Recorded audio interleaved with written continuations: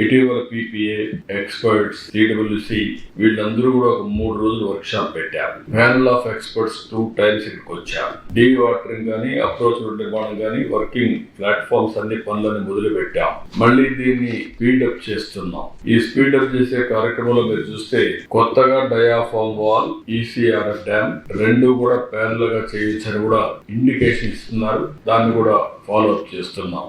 ఇంకో పక్క దెబ్బతిన్న డయాఫామ్ వాల్ స్థానంలో కొత్త డయాఫామ్ వాల్ ఇప్పుడే మీరు చూశారు. అది కూడా వర్క్ స్టార్ట్ చేస్తున్నాం. కొత్త డయాఫామ్ వాల్ ఎక్విప్మెంట్ అంతా కూడా వస్తుంది, మెషిన్స్ అవన్నీ. ఇది జనవరి 2వ తారీఖున ప్రారంభం అవుతుంది, వర్క్ స్టార్ట్ అవుతుంది. 2026 మార్చి నాటికి డయాఫామ్ వాల్ అన్నారు, కానీ నేను చాలా స్పష్టంగా చెప్పింది 2025 డిసెంబర్కే డయాఫామ్ వాల్ పూర్తి కావాలని.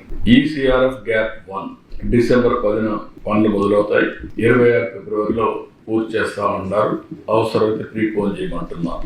ఈసీఆర్ గ్యాప్ 2 పనులు మొదలైనాయి. 27 డిసెంబర్ అంటున్నారు, కుదరదు, ఇంకా ముందే చేయాలన్నా. కనీసం 26 మే, జూన్, జూలై లోపల చేస్తే మనకు ఒక సీజన్ కలిసి వస్తుంది. నీళ్లు కూడా పెట్టుకోవడానికి అవకాశం ఉంటుంది. గ్రాడ్యువల్ గా పెట్టాల్సి వస్తుంది. కనీసం 26 నుంచి వాటర్ ని బిల్డప్ చేయాలి. మనకు టైం అంతా కూడా 26 మీరు చూస్తే ఇక్కడ అక్టోబర్ వరకు ఉధృతంగా ఫ్లో ఉంటుంది, తర్వాత తగ్గుతుంది. కాబట్టి అంత లోపల చేయగలిగితే నీళ్లు ఇంపౌండ్ చేయడానికి అవకాశం ఉంటుంది. అది కూడా చేయమని చెప్పి ఆదేశాలు ఇచ్చా, వర్కౌట్ చేస్తున్నారు. అదే సమయంలో కుడి కాలువ కనెక్టివిటీ ఇవి 1.5 year లో కంప్లీట్ చేయమంటున్నారు. ఇప్పటి నుంచి 1.5 year లో ఈ పూర్తి అయిపోవాలి. అదే మరి ఎడమ కాలువ కనెక్టివిటీ కూడా 1.5 year లో పూర్తి కావాలి. అప్రోచ్ ఛానల్ పెండింగ్ పనులన్నీ 26 జూన్ లోపల పూర్తి అవ్వాలి. స్పిల్ ఛానల్ పెండింగ్ పనులన్నీ 27 అంటున్నారు, అంతకంటే ముందే పూర్తి కావాలి. 27 జూలై అన్నారు, దానికంటే ముందే కంప్లీట్ చేయమంటున్నాం. పైలట్ ఛానల్ పనులు కూడా 27 మే అన్నారు, ముందుగానే చేయమంటున్నాం. ఆ రోజు తెలుగుదేశం ప్రభుత్వం కంటిన్యూ అయి ఉంటే 2021కి ప్రాజెక్ట్ పూర్తి అయిపోయేది. 2021కి అయిపోయింది. 2020-21 పూర్తి అయి ఉంటే ఈరోజు రాష్ట్రం ఎంత బెనిఫిట్స్ వచ్చేటో ఒకసారి చూసుకోవాలి. పట్టిసీమ ప్రాజెక్టు తీసుకపోతే దాన్ని ఎగతాళి చేశారు. ఎందుకు కట్టారన్నారు, ఎక్కడ స్టోరేజ్ ఉందన్నారు.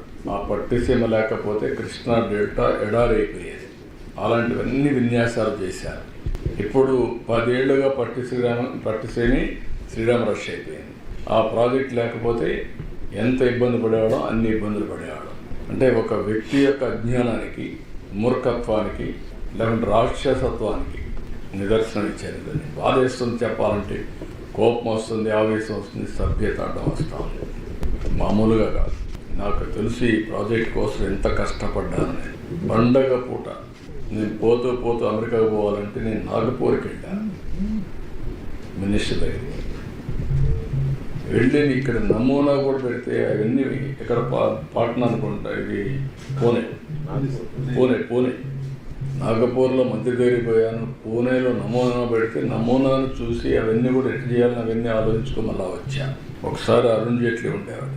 మేము ల్యాండ్ అక్విజిషన్ మేము ఎట్లా ఇస్తామంటే, ప్రాజెక్ట్ అంటే ఏంటని చెప్పి, నువ్వు సుప్రీంకోర్టు లాయర్వి, ఇట్లా ఆర్గ్యూ చేసి ఎట్లా అన్ని మొత్తం రాత్రంతా వీళ్ళందరినీ పెట్టి రాత్రంతా ప్రిపేర్ చేసి ఆర్గ్యుమెంట్స్ తయారు చేసకపోతే గడ్కరీ ఇద్దరు కలిసి అరుణ్ జైట్లీ మీరు చెప్పింది కరెక్టే ఒప్పుకున్నారు. అంటే ఎంత పట్టుదలగా ఆ ప్రాజెక్ట్ని తీసుకొచ్చామంటే ఆ రోజు దాన్ని కూడా ఎగతాళి చేశారు. నేను ప్రధానమంత్రికి ఇచ్చినప్పుడు ప్రధానమంత్రి నీతి ఆయోగ్కి రెఫర్ చేశారు. వాళ్ళకి రెఫర్ చేసినప్పుడు ఇది కేంద్ర ప్రభుత్వంలో ఉండే ప్రాజెక్టులన్నీ 20 ఏళ్ళు 30 ఏళ్ళు ఏ ప్రాజెక్టు పూర్తి కాలేదు.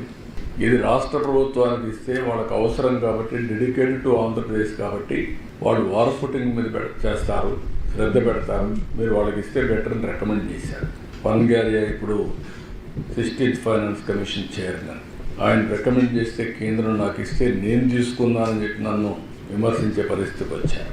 అంటే ఒకసారి డెస్టినీ మళ్ళీ ఆ ప్రాజెక్ట్ని నాశనం చేసిన ప్రాజెక్ట్ని మళ్ళీ గాడిన పెట్టడమే కాకుండా పూర్తి చేసే బాధ్యత కూడా మళ్ళా మాకు భగవంతుడు ఇచ్చే పరిస్థితికి వచ్చాడు.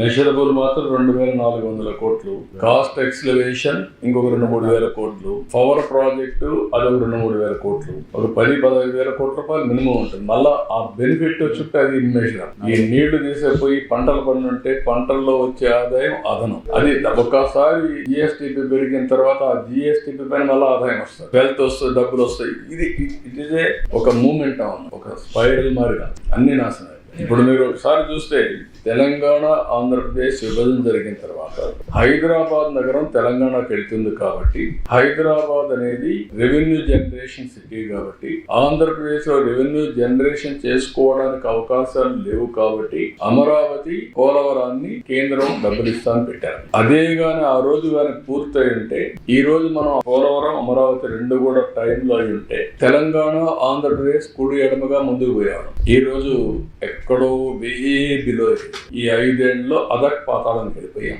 గుర్తుపెట్టుకోవాలి.